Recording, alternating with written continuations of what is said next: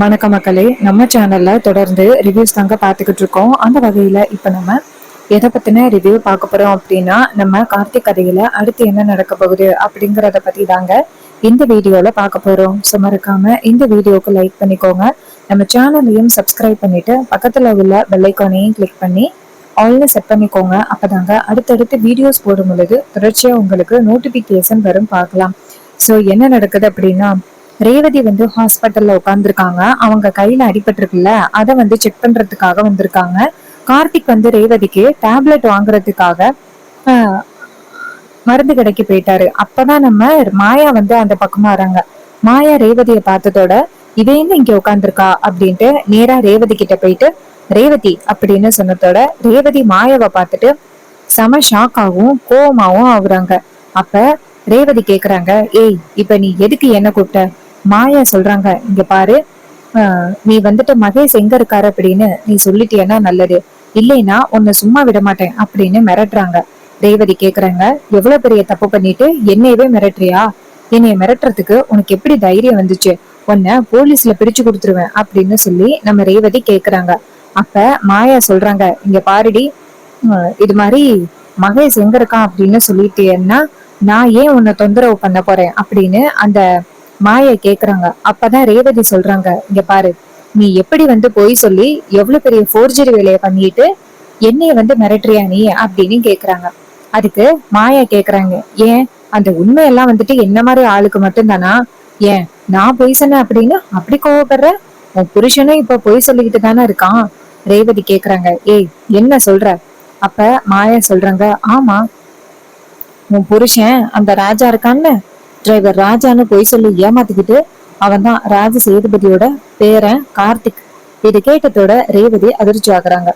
ரேவதி சொல்றாங்க, இங்க பாரு, நானும் அவரும் சந்தோஷமா வாழக்கூடாது அப்படிங்கறதுக்காக எதையாவது சொல்லி எங்களை பிரிச்சு விடலாம் அப்படிங்கறதுக்காக இப்படிப்பட்ட ஒரு பொய் சொல்ற அப்படின்னு. அதுக்கு மாயா சொல்றாங்க, நான் ஏன் பொய் சொல்லணும்? எனக்கு உண்மைய தெரிஞ்சுதான் நானே வந்து பேசுறேன். ராஜ சேதுபதியோட குடும்பத்துல உள்ளவங்களை விசாரிச்சுதான் நான் உண்மையவே சொன்னேன். ஒரு நாள் இல்லைன்னா ஒரு நாள் உனக்கு உண்மை தெரிய வரும் பாரு. இங்க பாரு, அதை விட அதை பேசுறதுக்கு எனக்கு கொஞ்சம் கூட விருப்பமே இல்லை. அது நீ ஆச்சு, உன் புருஷன் ஆச்சு. என் மகேஷ் எங்க இருக்கான் அப்படிங்கிறத சொல்லு. அப்ப ரேவதி சொல்றாங்க, வாய மூடு, நான் சொல்ல முடியாது. அப்ப டக்குன்னு அந்த இடத்துக்கு கார்த்திக் வராரு. கார்த்திக் வந்துட்டு மாயா ரேவதி கிட்ட பேசிக்கிட்டு இருக்கிறத பார்த்துட்டு கார்த்திக் அங்க இருந்து மாயா கிட்ட வந்து, ஏய் இப்ப உனக்கு என்ன வேணும்? அப்ப மாயா சொல்றாங்க, வாப்பா நல்லவனே, நீதான் அந்த ராஜ சேதுபதியோட பேரனாம்ல? அது சரி, எனக்கு அப்பவே ஒரு சந்தேகம், உனக்கு எப்படி இவ்வளவு புத்திசாலித்தனமா எல்லாத்தையுமே ஏற்பாடு பண்ண முடியுது அப்படின்னு. நான் நினைச்ச மாதிரியே நீ நிறையவே பிளான் பண்ணிருக்க. இங்க பாரு, நீ எப்படிப்பட்டவன் அப்படிங்கிறத நான் ரேவதி கிட்ட சொல்லிட்டேன். மரியாதையா என் மகேஷ் எங்க இருக்கான் அப்படிங்கிறத நீ சொல்லிடு. இது கேட்டதோட நம்ம கார்த்திக் சொல்றாரு, ரேவதி இவ பேசுறத நீ காதுல வாங்காத, வா போகலாம் அப்படின்ட்டு ரேவதிய கூட்டிட்டு போறாங்க. அப்பதான் மாயா சொல்றாங்க, ரேவதி, ஒரு நாள் இல்லைன்னா ஒரு நாள் உண்மை தெரிய வரும் பாரு. என் மகேஷ் எங்க இருக்கான் அப்படிங்கிறத நான் கண்டுபிடிச்சிட்டு அதுக்கப்புறம் பாத்துக்கிறேன் உங்களை அப்படின்ட்டு மாயா செம்ம கோவப்படுறாங்க. என் மகேஷ் எங்க இருக்கான் அப்படிங்கறத பத்தி சொல்லவே மாட்டேங்கிறானே அவங்க ரெண்டு பேருமே. மாயா நினைக்கிறாங்க, நம்ம போலீஸ்ல கம்ப்ளைண்ட் கொடுத்தாதான் சரிபட்டு வரும் அப்படின்னு நினைக்கிறாங்க.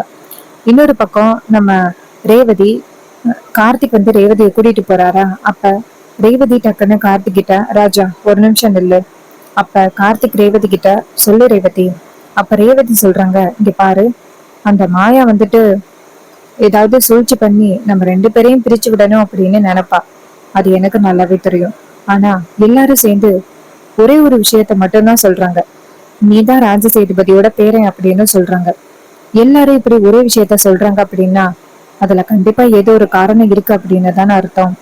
உண்மையை சொல்லு, நீ யாரு? இது கேட்டதோட நம்ம கார்த்திக் சொல்றாரு, ரேவதி இங்க எதுவும் பேச வேணாம், வா வீட்டுக்கு போகலாம். இது கேட்டதோட ரேவதி சொல்றாங்க, இல்ல ராஜா, நீ உண்மையை சொல்லு. அன்னைக்கு உன்னோட ஐடி கார்டுல பார்க்கும் பொழுது அதுல கார்த்திகேயன்னு இருந்துச்சு. சொல்ற மாதிரியே சென்னை அப்படின்னு அட்ரஸ் இருந்துச்சு. ஒரு பக்கம் சந்திரா சித்தியும் நீதான் அந்த ராஜ சேதுபதியோட பேரன் அப்படின்னு ஸ்ட்ராங்கா இருக்காங்க.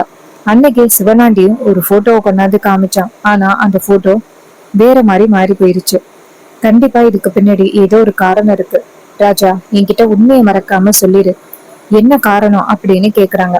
அதுக்கு கார்த்திக் சொல்றாரு, ரேவதி என்னால எதுவும் சொல்ல முடியாது, வா போகலாம் அப்படின்ட்டு ரேவதியை கூட்டிக்கிட்டு வீட்டுக்கு கிளம்புறாரு. அப்ப நம்ம ரேவதிக்கு ஒரே குழப்பமா இருக்கு. கண்டிப்பா இதுக்கு பின்னாடி ஏதோ ஒரு காரணம் இருக்கு அப்படின்னு. அதுக்கப்புறமா கார்த்தியும் ரேவதியும் வீட்டுக்கு போறாங்க. அங்க சாமுண்டீஸ்வரி உட்கார்ந்துருக்காங்க. கார்த்தியும் ரேவதியும் வரதை பார்த்துட்டு சாமுண்டீஸ்வரி ரேவதியை கூப்பிட்டு, ரேவதி, நேத்து நைட்டு ஃபுல்லா கை வலின்னு சொன்னியாம்ல, மாப்பிள்ள சொன்னாரு, இப்ப எப்படிமா இருக்கு? ரேவதி சொல்றாங்க, அம்மா இப்ப கொஞ்சம் பரவாயில்லம்மா, ஹாஸ்பிட்டல்ல பாத்துட்டு வந்த பிறகு. இது கேட்டதோட சாமுண்டீஸ்வரியும், சரிம்மா நீ போயிட்டு ரெஸ்ட் எடு.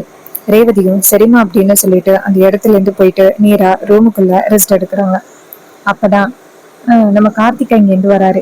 கார்த்திக் வந்துட்டு ரேவதியை பார்த்ததோட ரேவதி கிட்ட இருந்து எஸ்கேப் ஆகணும் அப்படின்னு நினைக்கிறாரு. ரேவதி கண்டிப்பா கேள்வி கேட்பா அப்படின்னு.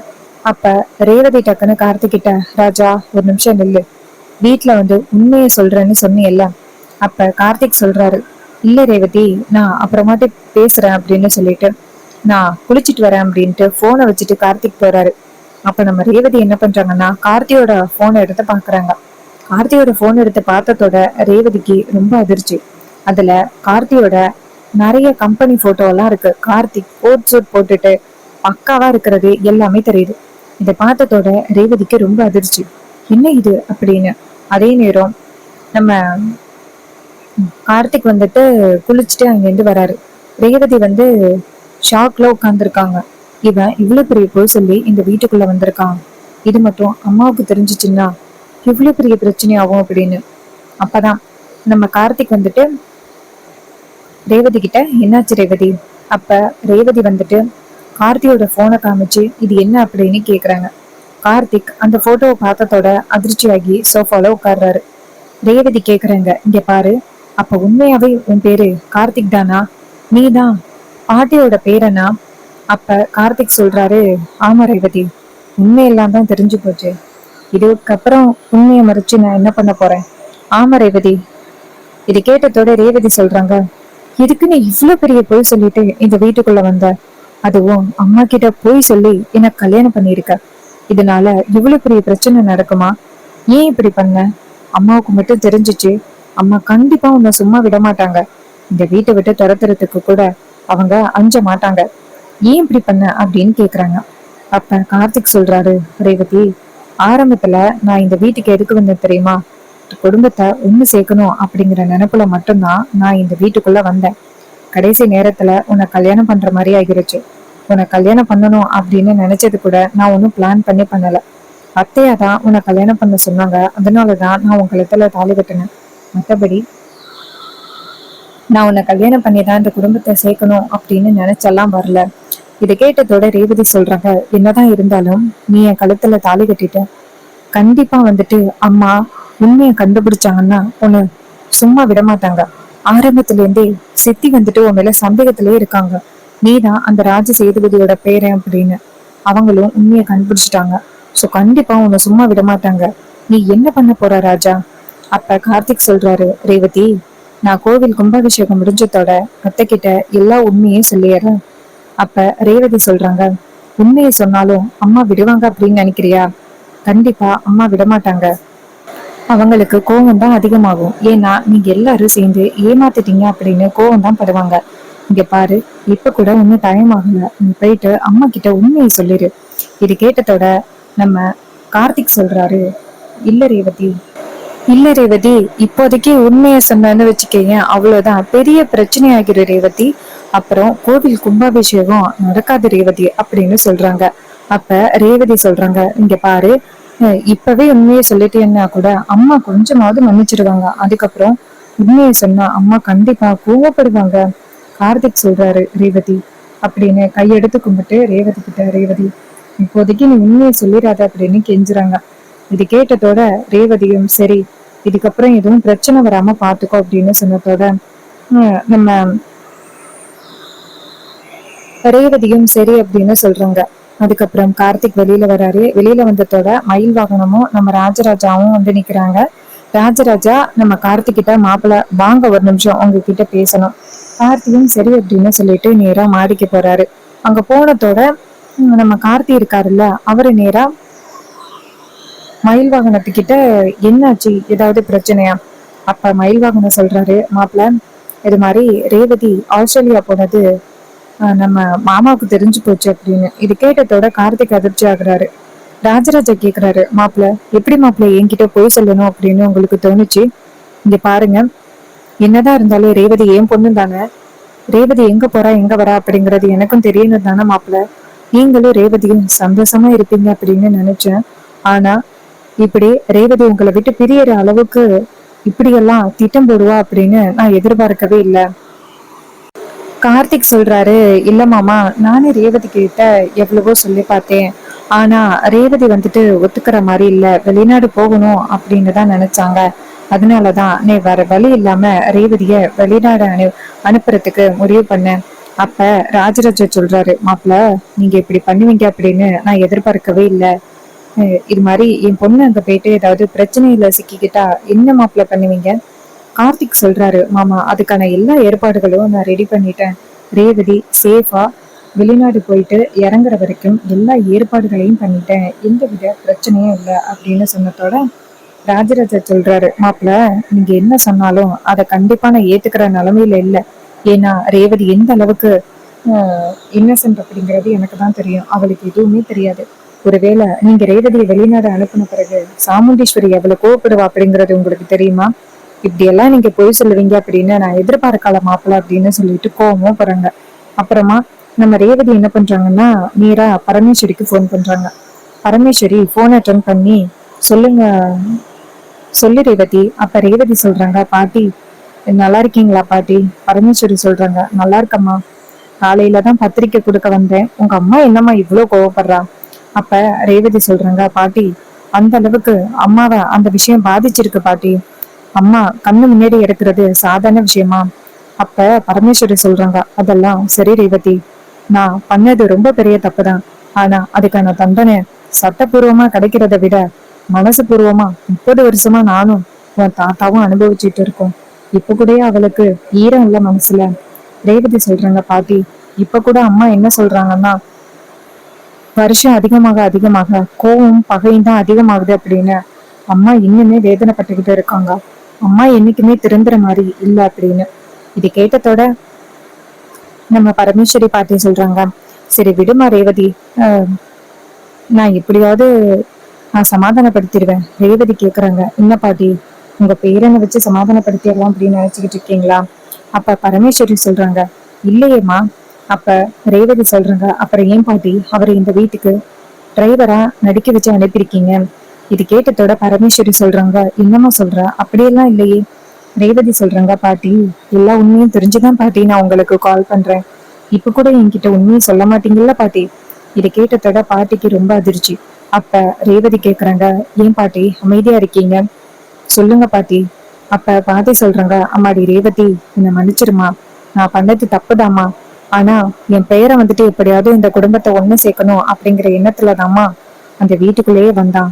இதை கேட்டதோட ரேவதி சொல்றாங்க, பாட்டி நீங்க சொல்றது சரிதான். ஆனா அம்மாவுக்கு மட்டும் என்ன தெரிஞ்சிச்சுன்னா என்ன நடக்கும் தெரியுமா? அம்மா கண்டிப்பா கார்த்தியை இந்த வீட்டுல வச்சுக்க மாட்டாங்க. வீட்டை விட்டு துரத்தி அடிச்சிடுவாங்க. இது கேட்டதோட பரமேஸ்வரி சொல்றாங்க, அம்மாடி என் பேரன் எப்படியாவது பிரச்சனையை சரி பண்ணிடுவான்னு நம்பிக்கை இருக்குமா? இது கேட்டதோட நம்ம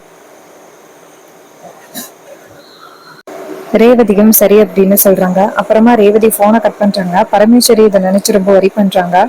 ரேவதிக்கு உண்மை தெரிஞ்சிருச்சு. ஒருவேளை சாமுண்டீஸ்வரி கிட்ட அவ உண்மையை சொல்லிட்டா என்ன நடக்கும் அப்படின்ட்டு வேதனைப்படுறாங்க. இன்னொரு பக்கம் நம்ம கார்த்திக் வந்துட்டு அவ மயில் வாகனத்துக்கிட்ட, மாமா என்ன எவ்வளவு கோவப்படுறாரு. மயில் வாகனம் சொல்றாரு, அப்புறம் சும்மா மாப்பிள்ள உங்களோட வாழ்க்கையும் கேள்விக்குறியாயிருக்கும், ரேவதியோட லைஃபும் கேள்விக்குறியாயிருக்கும். நல்லவேளை அந்த அப்ப முருகன் தான் ரேவதி வெளிநாடு போக விடாம தடுத்திருக்கான். இல்லைன்னா ரேவதி வெளிநாடு போயிட்டு இருந்தா நீங்க 2 பேருமே பிரிஞ்சிருப்பீங்க. இது கேட்டதோட கார்த்திக் சொல்றாரு, ரேவதியோட அந்த ட்ரீம்ல நம்ம இடையில போனது மாதிரி இருக்குல்ல. மயில் வாகனம் சொல்றாரு, மாப்பிள்ள ரேவதி வெளிநாடு போனதுக்கு அவளும் தடுக்கல, நம்மளும் எதுவும் தடுக்கல, நீங்களும் எதுவும் தடுக்கல. இதெல்லாம் தானா நடந்தது. அதனால இதை பத்தி நீங்க கவலைப்படாம நீங்க அடுத்த லைஃப பாருங்க. நீங்க எப்படியாவது ரேவதி கிட்ட க்ளோஸா பழகி அவ மனசுல இடம் பிடிக்க பாருங்க. அப்ப கார்த்திக் சொல்றாரு, அது இனிமே நடக்காது. மயில் வாகனம் கேக்குறாரு, என்ன மாப்பிள்ள சொல்றீங்க? அப்ப கார்த்திக் சொல்றாரு, ஆமா, ரேவதிக்கு நான் யாரு அப்படிங்கிற விஷயம் தெரிஞ்சு போச்சு. இது கேட்டதோட மயில் வாகனம் சொல்றாரு, அப்புறம் என்ன மாப்பிள்ள, ரேவதிக்கு உண்மை தெரிஞ்சிட்டுன்னா கண்டிப்பா அவ வந்துட்டு உங்களை ஹஸ்பண்டா ஏத்துப்பாளே. ஏன்னா ஏற்கனவே ரேவதி சொன்னாதானே இது மாதிரி பாட்டியோட பேரனை கல்யாணம் பண்றதுக்கு கூட நான் தயாரா இருக்கேன், இந்த குடும்பம் ஒண்ணு சேர்றதுக்காக அப்படின்னு சொன்னால. சோ அதுவும் நல்லதுதானே மாப்பிள்ள. இது கேட்டதோட நம்ம கார்த்திக் சொல்றாரு, இல்ல, ரேவதி என்ன சொன்னானா அத்தை கிட்ட சொல்லிடுவேன் அப்படின்னு சொல்றா. இது கேட்டதோட மயில் வாங்கினதுக்கு செம்ம ஷாக்கு. என்ன மாப்பிள்ள இவ்வளவு பெரிய குண்டத்துக்கு போடுறீங்க? அப்ப கார்த்திக் சொல்றாரு, ஆமா, அத்தை கிட்ட உண்மையை சொல்லிடுவேன்னு சொன்னா நான் தான் இப்படிதான் தடுத்து வச்சிருக்கேன் அப்படின்னு சொல்றாங்க. இது கேட்டதோட செம்ம ஷாக் ஆகுறாங்க நம்ம மயில் வாகனம். மாப்பிள்ள, நான் வேணா ரேவதியோட காலில் விழுந்து கெஞ்சிரவா, ரேவதி அத்தை கிட்ட சொல்லிடாத அப்படின்னு. கார்த்திக் சொல்றாரு, ரேவதி எனக்கு கொஞ்சம் டைம் கொடுத்துருக்கான், சீக்கிரம் அத்தை கிட்ட சொல்றதுக்கு. இது கேட்டதோட நம்ம மயில் வாகனமும் சரி, ரேவதிக்கும் மனசுல கொஞ்சம் ஈரம் இருக்கு, இந்த குடும்பம் ஒண்ணு சேரணும் அப்படிங்கிற ஆசையும் இருக்கு. சோ கண்டிப்பா ரேவதி எதுவும் தப்பான முடிவு எடுக்க மாட்டா அப்படின்னு நம்பிக்கை வைப்போம்.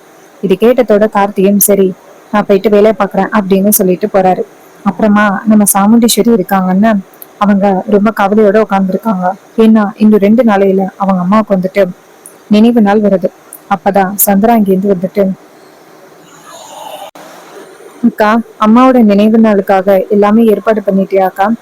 அப்ப ரேவதி சொல்றாங்க, சாமுண்டீஸ்வரி சொல்றாங்க, ஆமா, எல்லாமே ஏற்பாடு பண்ணிக்கிட்டு தான் இருக்கேன். ஒவ்வொரு வருஷமும் இந்த நாள் வந்தா கோவம் தான் அதிகமாகுது. அதுக்கு சந்திரா சொல்றாங்க, அக்கா, கோவமும் அதிகமாகுது, அந்த பரமேஸ்வரியை நம்மளை ஏமாத்துறதும் அதிகமாயிட்டே போகுது. சாமுண்டீஸ்வரி கேக்குறாங்க, ரேவதி இங்க பாரு சந்திரா, இருக்கு திரும்ப திரும்ப நீ இத பத்தியே பேசிக்கிட்டு இருக்க. சந்திரா சொல்றாங்க, அக்கா, நான் திரும்ப திரும்ப இதையே சொல்லிக்கிட்டு இருக்கேனே, அதுல ஏதாவது உண்மை இருக்கா அப்படிங்கிறத நீ நினைச்சு பாக்குறியா? அவன் பாட்டுக்கு வீட்டுக்குள்ள வந்து நம்மளை எல்லாரையுமே ஏமாத்திக்கிட்டு இருக்கான், இத பத்தி நீ கொஞ்சம் கூட யோசிக்கவே மாட்டேங்கிறியேக்கா. அதுக்கு சாமுண்டீஸ்வரி சொல்றாங்க, இங்க பாரு சந்திரா, இதுக்கு மேல உன்கிட்ட என்னால போராட முடியல. சரி விடு, நடந்தது நடந்ததாவே இருக்கட்டும். அம்மாவோட அந்த நினைவுலான நல்லபடியா கொண்டாடுவோம். அது கொண்டாடி முடிச்சுட்டு அதுக்கப்புறம் வந்து நம்ம நீ சொல்றத பத்தி யோசிப்போம். உண்மையாவே அவன் ராஜா தானா, இல்ல அவன் தான் ராஜ சேதுபதியோட பேரனா அப்படிங்கிறத கண்டுபிடிச்சுக்கலாம். அம்மாவோட நினைவு நாள் முடியட்டும். இது கேட்டதோட நம்ம சந்திராவும், சரிக்கா, அம்மாவோட நினைவு நாள் முடிஞ்சதோட நம்ம அதை கண்டிப்பா ட்ரை பண்றோம். இது கேட்டதோட சாமுண்டீஸ்வரியும் சரி அப்படின்னு சொல்லிட்டு, சரி போய் வேலையை பாரு அப்படின்னதோட அவங்களும் சரி அப்படின்னு சொல்லிட்டு அந்த இடத்துல இருந்து போறாங்க. ஸோ இந்த கதை உங்களுக்கு பிடிச்சிருந்துச்சு அப்படின்னா இந்த வீடியோவுக்கு மறக்காம லைக் பண்ணிக்கோங்க. நம்ம சேனலை சப்ஸ்கிரைப் பண்ணிட்டு பக்கத்துல உள்ள பெல் ஐகானையும் கிளிக் பண்ணி அவ்வளோ செட் பண்ணிக்கோங்க. அப்போ நாங்கள் அடுத்தடுத்து வீடியோஸ் போடும்பொழுது தொடர்ச்சியாக உங்களுக்கு நோட்டிஃபிகேஷன் வரும். பார்க்கலாம். தேங்க்ஸ் ஃபார் வாட்சிங்.